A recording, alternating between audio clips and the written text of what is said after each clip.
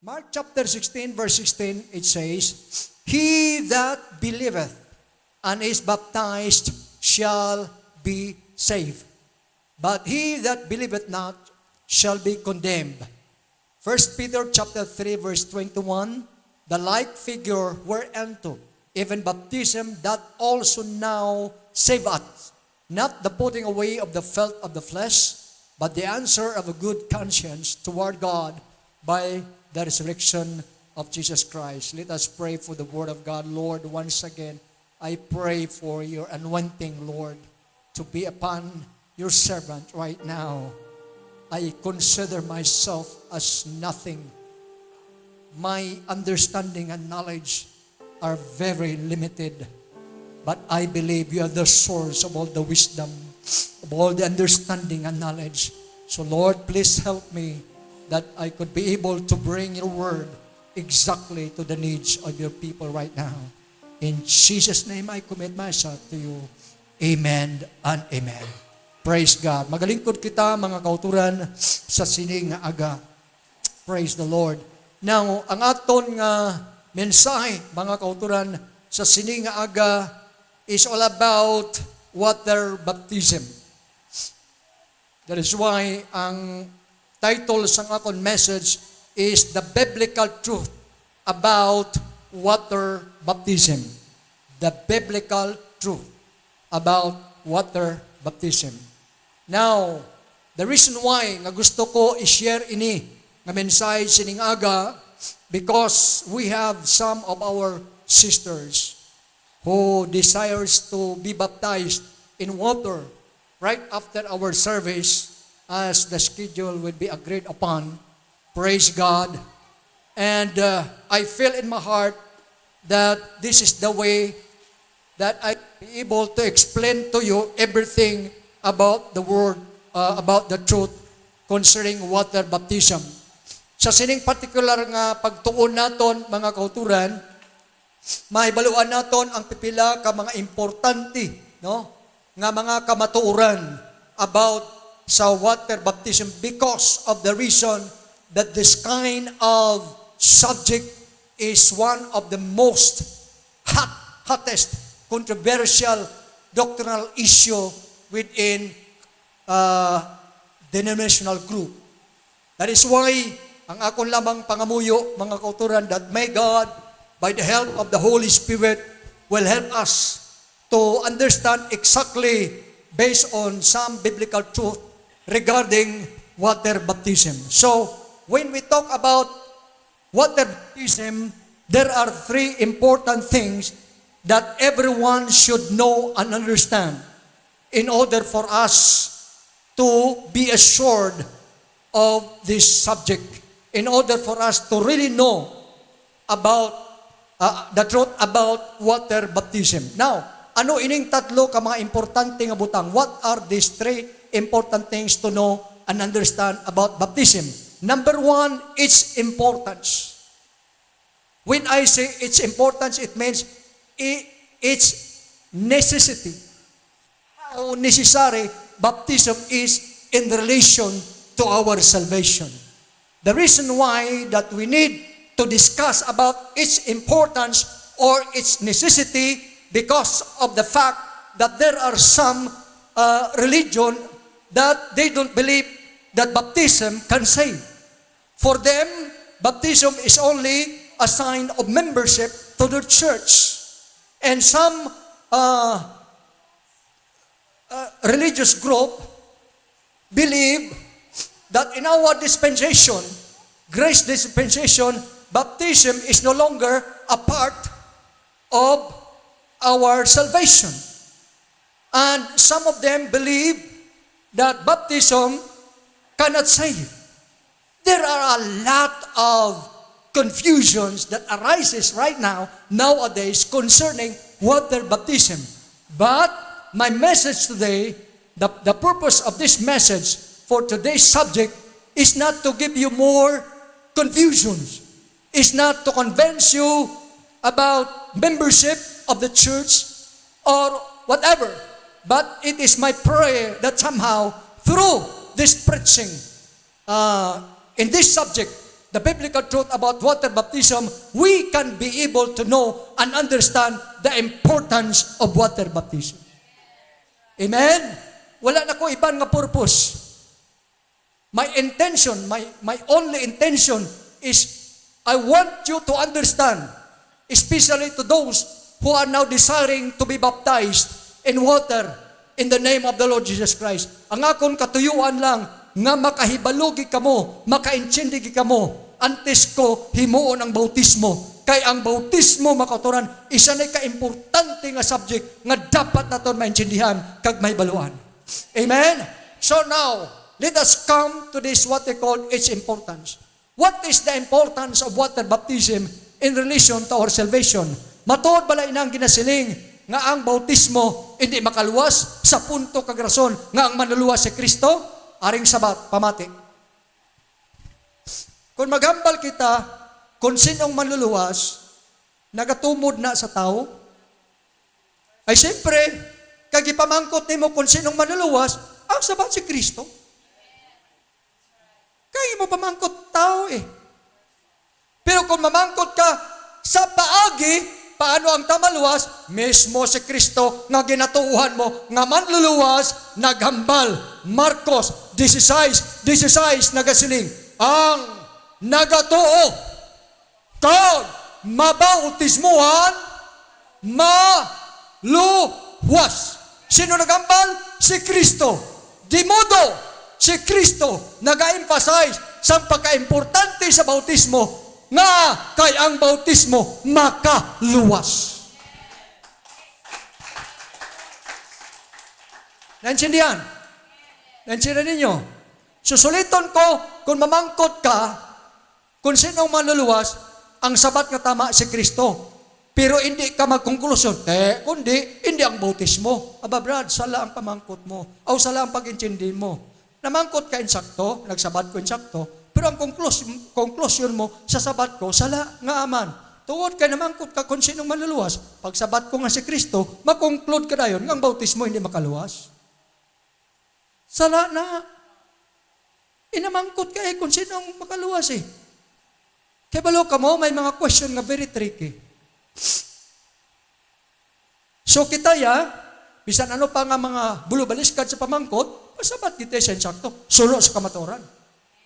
So suliton ko sinong maluluwas? Hindi ka magsiling nga ang bautismo, kaya ang bautismo hindi tao. Paagi na siya. Baptism is the means, but the one that can save us is no other than our Lord Jesus Christ. He is the way, He is the truth, and He is the life. Except me, no one can go to the Father. It means, except the Lord Jesus Christ, no one can enter into the kingdom of God. It means, our salvation is by and through Him alone, and His name is Jesus Christ. But remember, there is a means in which the Savior required in order for us to be saved. And one of that is baptism. That is why He said, he that believeth and is baptized shall be saved. Come on! Hallelujah! Naintindihan ko ninyo, ang manluluwas si Kristo, pero ang manluluwas si Kristo naghambal, sang paagi kung paano kaluwason. Siling niya magtuo ka, kag magpabautismo ka. Agud maluwas ka. Balikon ko. Dito na, Mark 16:16. Siling sang Ginoo, Audrey, ang nagatuo kag mabautismohan, maluwas, klaro na ha? Maluwas, klaro. Busa ang bautismo, paagi sa kaluwasan, nga gihambal sa manluluwas. In Englishon ko, para ang mga nakatanaw nga mga Amerikano makaintindi. Baptism is a means, is a biblical means or process, one of the biblical means or process in order for us to be saved, that is being required by the Savior who is Jesus Christ. Yes, of course, our Savior is Jesus Christ. But our Savior, who is Jesus Christ, told us the way or the means, the biblical way or the biblical means in order for us to be saved. That is why He said, he that believeth and is baptized shall be saved. Anong gisugpon niya diri? But he believeth not, but he that believeth not, kundi ka magtuo, ano diri ang hindi mo tuhan?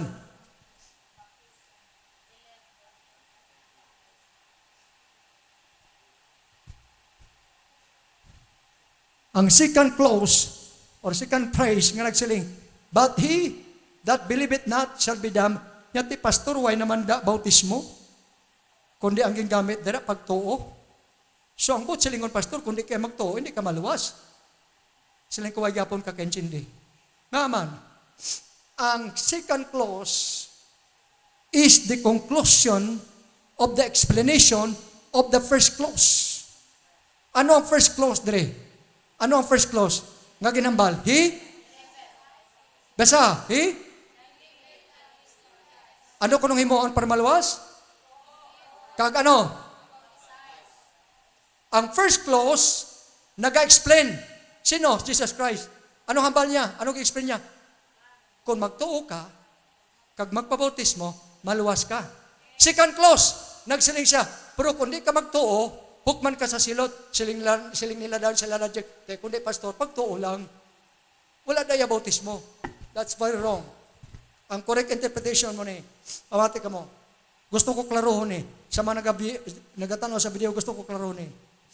Ang first clause is the statement on how a man be saved. It was being said by the Lord Jesus Christ Himself. The second clause is the conclusion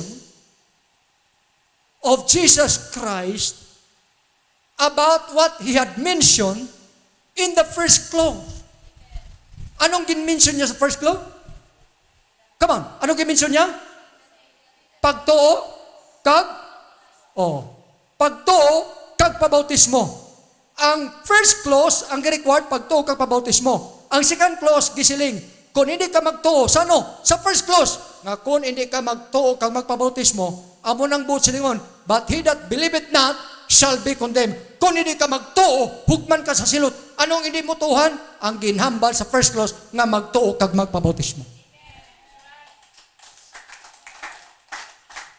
Simple as that. I'm not a grammarian. I'm not an English professor, but I understand construction of the sentence. I understand grammar. You see, as far as my knowledge is concerned, my little knowledge is concerned.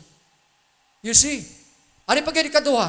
Nga wala na ginmensionar ang baptism diri sa second clause because of the rule of redundancy. What is the redundancy? All of those who viewed our live worship service right now, especially those who are English professor, he can understand what I'm trying to say. Magsiling gani nga redundancy, pasulit-sulit.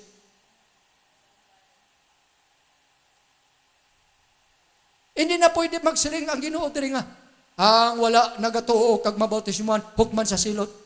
Hindi na nila paghimuon. Kung conclude na lang, nga ang wala nagatuo, sa gihambalya, sa first clause, amo na hukman sa silot.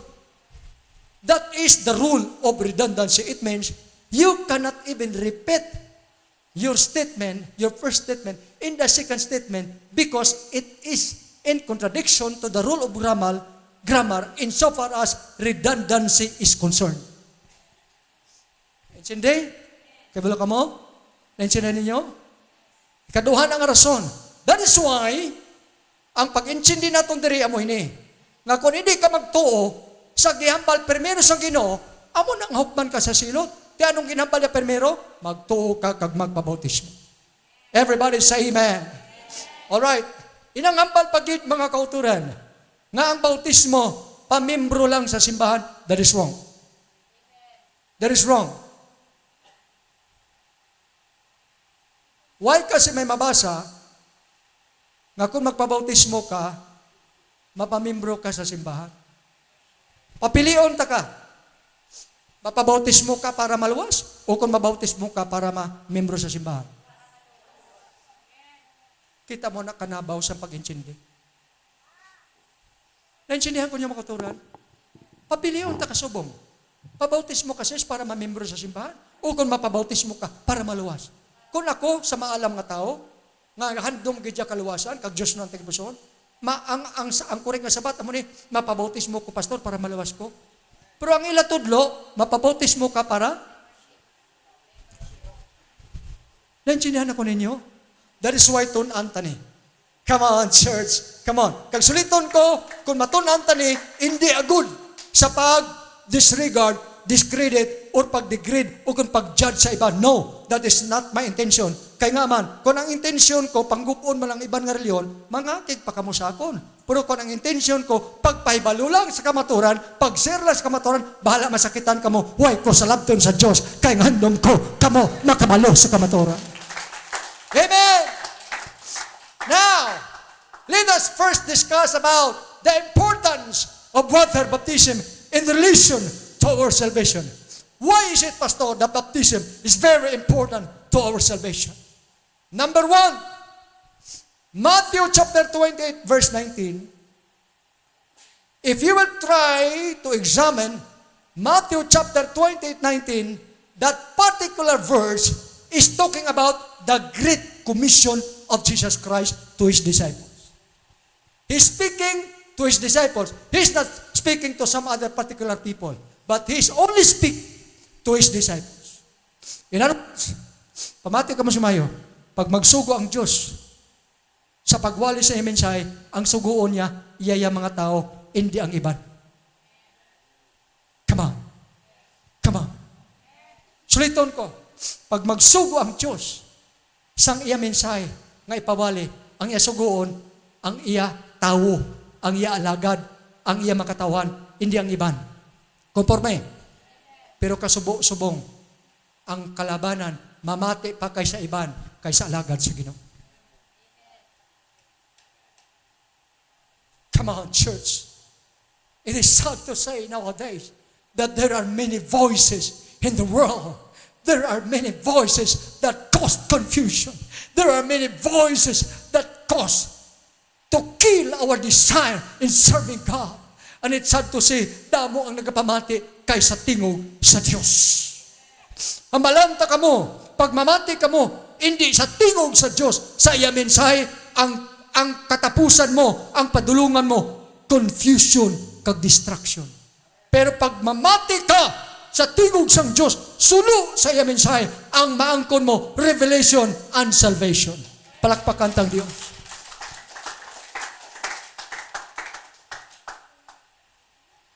Alright. Matthew chapter 20:19, ano na siya, pastor? Suliton ko.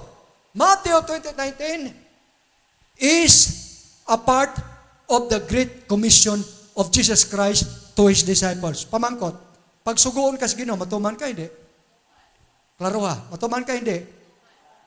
Abi nyo, tamang sabat nyo, tuman. Kaya kung di ka magtuman, akong basahon ang 2 Thessalonians, palihog lang. 2 Thessalonians chapter 1, verses 8 and 9.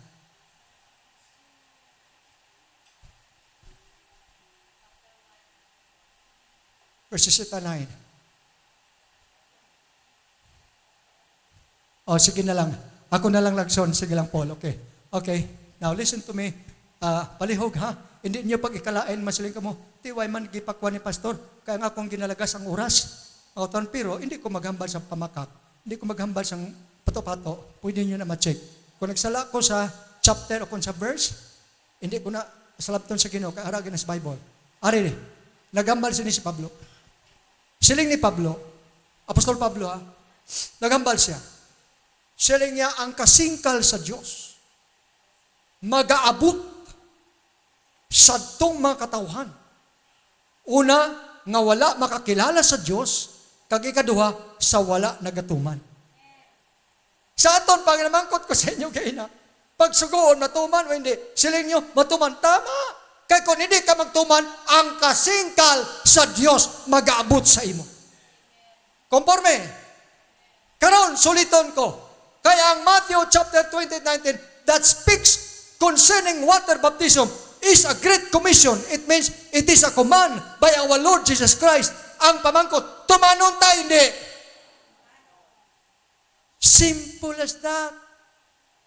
That is why baptism is very important in relation to our salvation, considering the fact that water baptism is a part of the Great Commission of Jesus Christ to His disciples. If you will disobey, then vengeance and judgment will be yours. Kaya man ang ginambal, kung di ka magtuman, hukman ka sa silot. So number 1 na, nga rason. Saan pagka-importante? Pagsugoon, tuman. Pag may layi, sundon. Pag hindi magtuman sa layi, prisohon. Sa Ginoo, pag magtuman, kaluwasan. Pero kung hindi magtuman, kaluwasan sa langit ha. Pag hindi magtuman, hulokmanan sa impyerno. O pili ka lang. So hindi ka magsiling ng bautismo, hindi importante. Sa sini pa lang nga punto, hindi na makastan ang pagtuo mo. Okay, Sister Merna, napamatian mo ni Jesus. Ikaduha. Nga ang bautismo importante sa aton kaluwasa. Nga. Ikaduha. Basahon naton ang Romans chapter 6, verse 1 out to 4. Okay? Ako. 4. Okay. Karon ano ang aton masiling magpadayon bala kita pagpakasala agon madugang pa ang gid ang bugay sang Dios sa aton. Verse 2, hindi mahimo nga magpadayon kita sa pagpakasala kay napatay na kita sa sala. Oh. 3, nakibalo kamo nga sang pagbautiso Nakaibalo bala kamo sang pagbautiso sa aton sa paghiusa sa pag-iusa. kay Hesukristo nagakahulugan nga kaupod man kita sa iya kamatayon. 4, gani ang pagbautiso sa aton Gani ang pagbautismo sa aton. Ang ginabasa ni Brother Joshua, tama ni siya ka-revise nga Ilonggo. Pero kung King James Version, pertikatag. Sige lang, ipadayon lang. Okay lang yapon ha. nagapakilala nga sang napatay si Kristo, kita napatay man, kaginlubong upod sa iya. Agod subong nga si Kristo ginbanhaw, sang magagahom nga amay, kita magakabuhi man sang bag-o nga kabuhi. Hasta alas 4. Okay, salamat. Now, explain ko sa inyo. Romans chapter 6, verse 1 to 4, explikasyon na ni Apostol Pablo sa itong mga tao nga ara na sa Ginoo, nga nagbato na sa Ginoo, kag nabautismuhan na. Kung nga ginisplikan niya ini, dito ini ginisplikan niya sa iglesia sa Roma.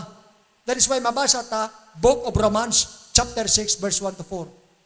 Nga ginisplikan niya dala sa mga tumuloo, nga siling niya, wala pala kamo kabalo, nga tanan kita nga ginbautismuhan kay Kristo, ginbautismuhan kita upod sa iya, number 1, kamatayon, paglubong, kag pagkabanaw. Wow! Mamangkot ako sa inyo.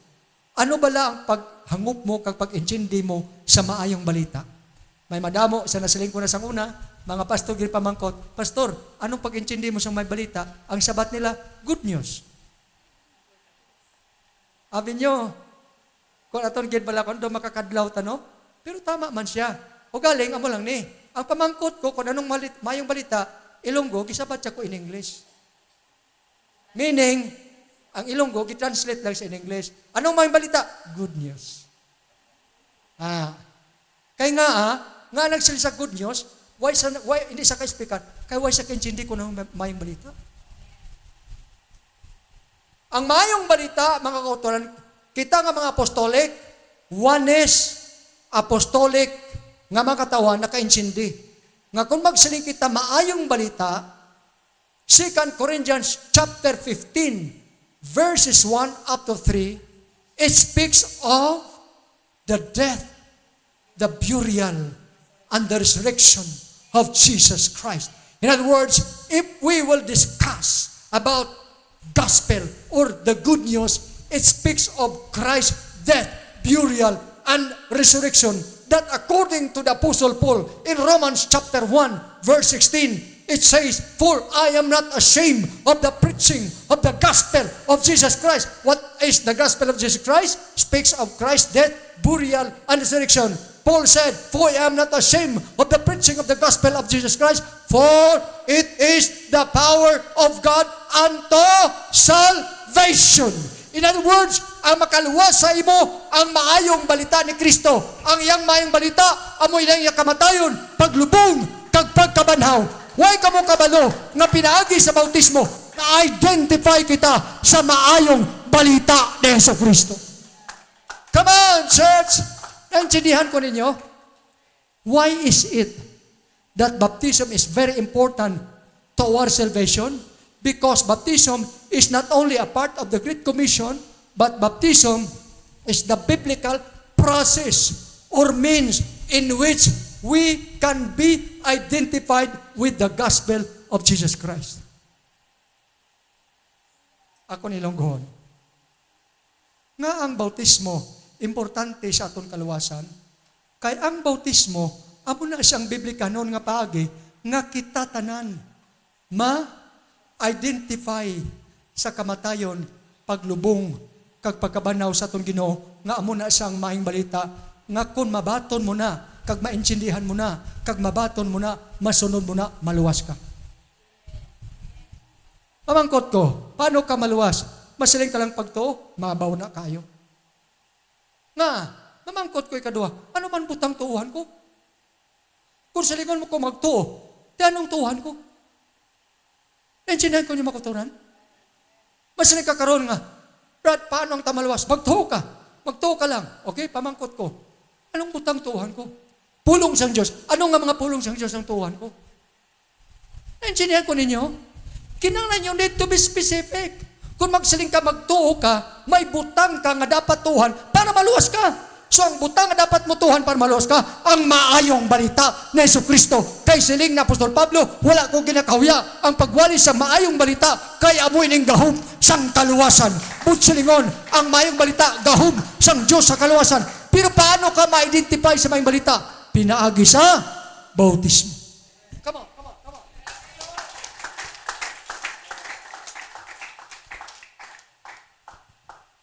That is the second reason. All right. 10 minutes na lang, palihog lang. Ikatatlo, hindi lang pinagi sa bautismo, ma-identify ka sa maayong balita ni Kristo. Kaya ang maayong balita, amo na siya ang paagi sa kaluwasan. Kag ang maayong balita, amo nang iya kamatayon, paglubong, kag pagkabanhaw.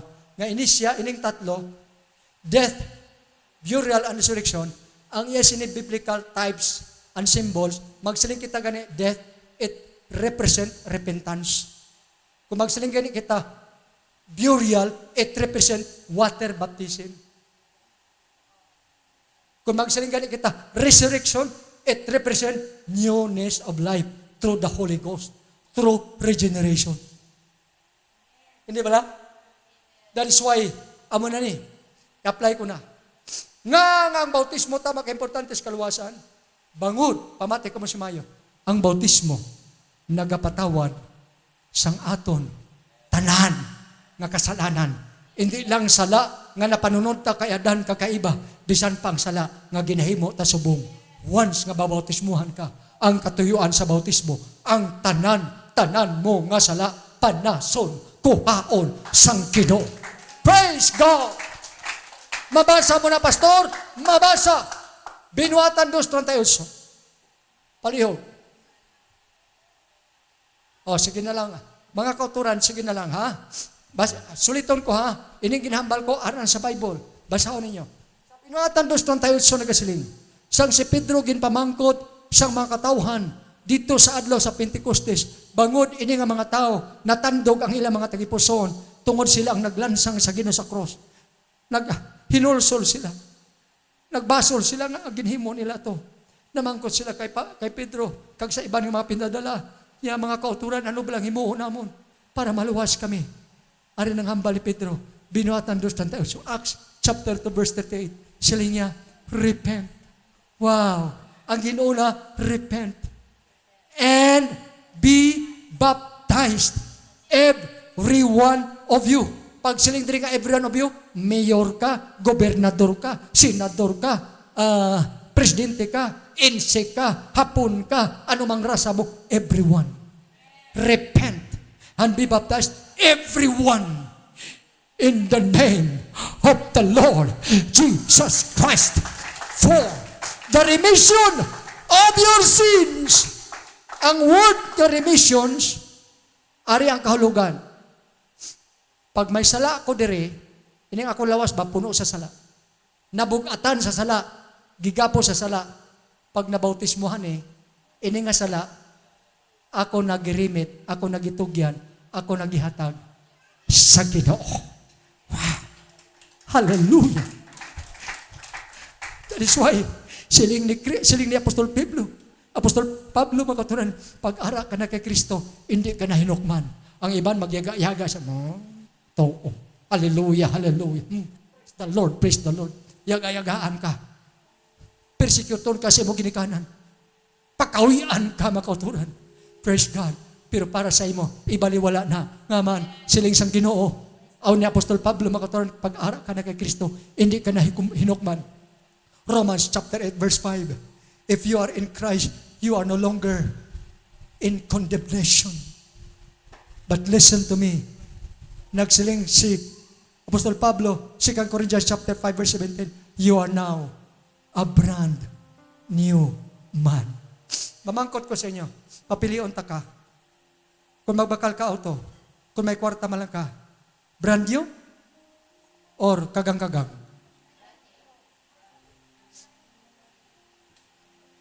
Si Engineer Balikas, isang pagkabati niya sa mga project, mga pastor pagkabati niya sa project, hambalan ko nila, sus na ano man si, ilagay na kumbinsi ang akong anak si Jan, kay Jan sa lagagi, Jan, hambalan is papa mo, bakal na brand new kayo, sus, pamuna na, brand new.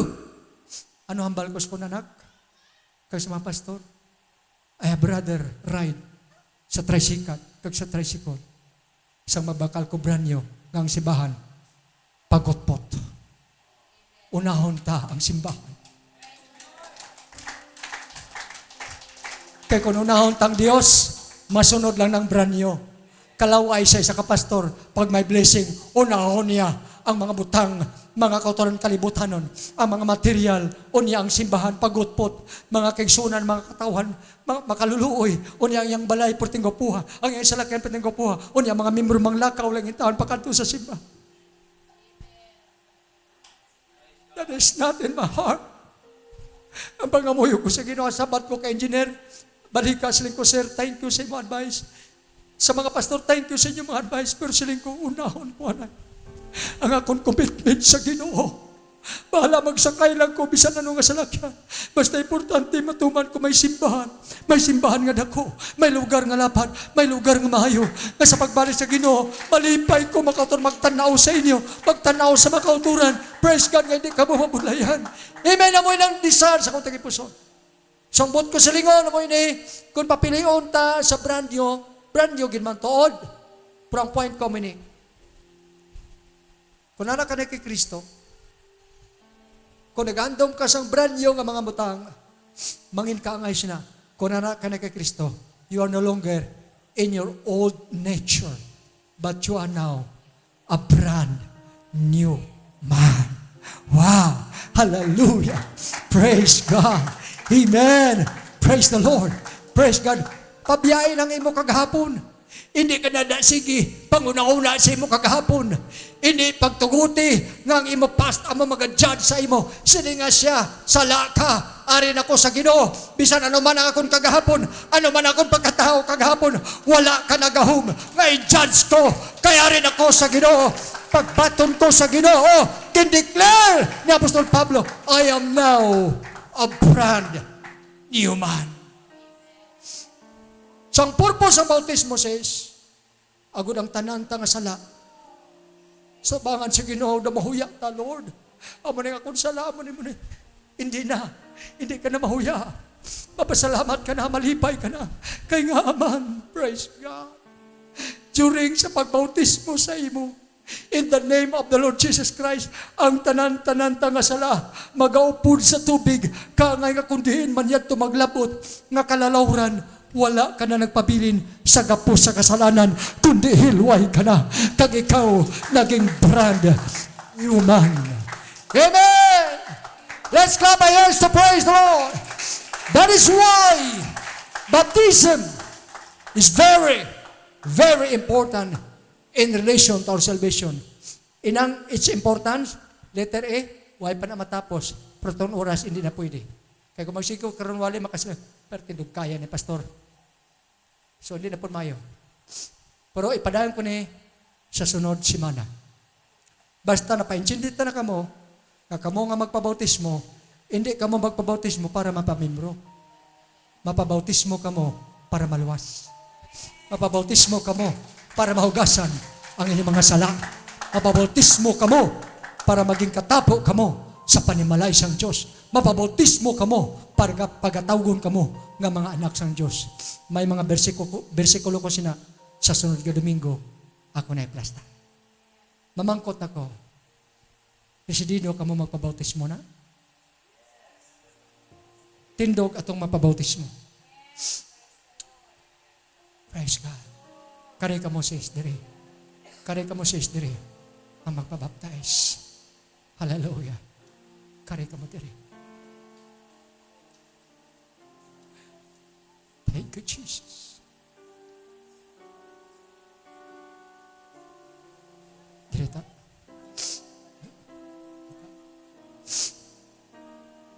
Ma'am Merna, salamat din, ma'am.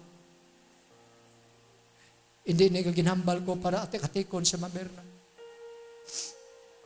Nag-istorya na sa sakon. Isang nagligad. Sa dito pa kami makataran sa FCCT sa Escalante. Basta diri, ari man si Ma'am Tadi, nakabati niya siya sa pastor. Dito kami nag-istorya sa may terminal series. Ya pastor, hindi ko pwede magbistina. Kaya naanad ko magdargo. Hindi bala mamerna, Ma'am Tadi. Pero karon palihog sis, gusto gamay. Makita niyo si mamerna, nagbistina na.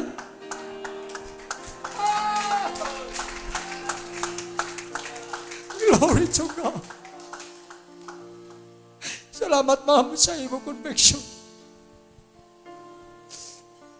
Tandahin niyo ini, linaksa nga makangili sa kalangitan, nga magkalipay sa kalang, sa isa lang kakalang, nga magpalapit sa Ginoo.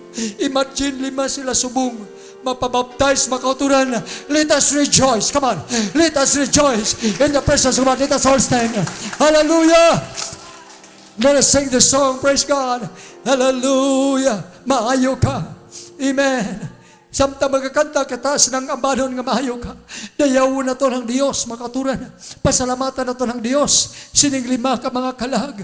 Nga inyo nakita diri mga kauturan. Kagakon gambalan si Ma'am Berna. Nga sila ko ma'am kay very potential ka nga pagkababahi. Damo ka mga kakilala kakuntak. Pagtapos mo bautismo, pang-witness ang imo kakilala. Dala sila sa simbahan. Imbitara sila. Ipakita ang imo pagbago. Kay sila magahimaya sa Ginoo. Kag magapati sila tungod sa pagbago sang imong kinabuhi. Hallelujah! Samtang magasimba kita sa Dios. Magatunan upod sining 5 ka mga kalag. Praise the Lord.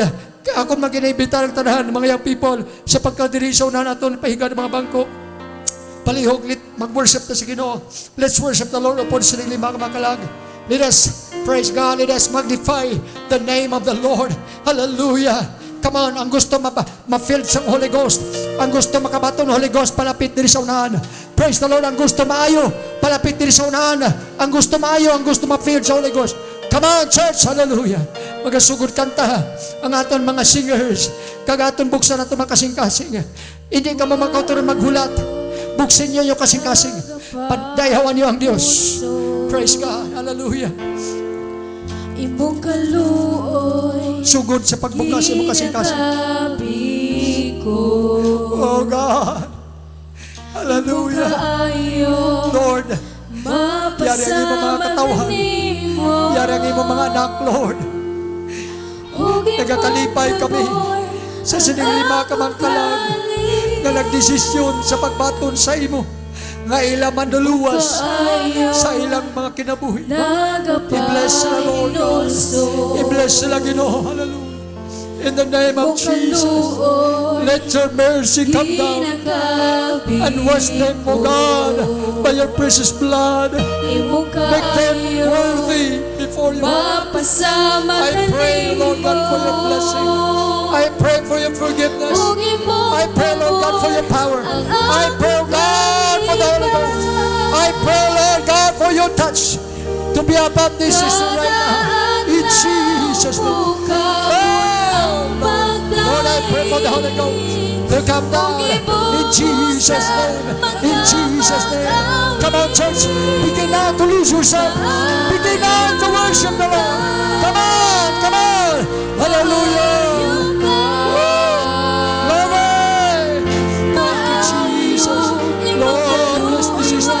In the name of Jesus. Oh, in the name of Jesus. Let your power come down, Lord. And meet the need of this issue right now. In Jesus' name. Come on, church. Just believe. Just believe. Continue. Continue to worship God. Amen. Hallelujah.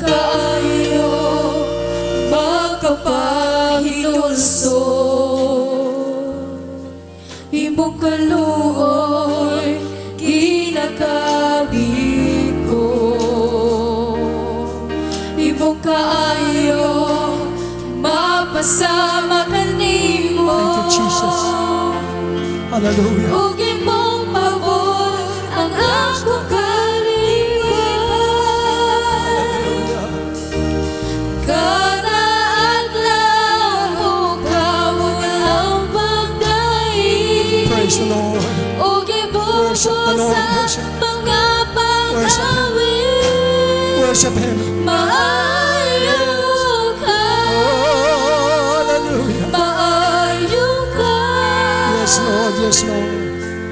Maayo imong kaluoy way katapusan.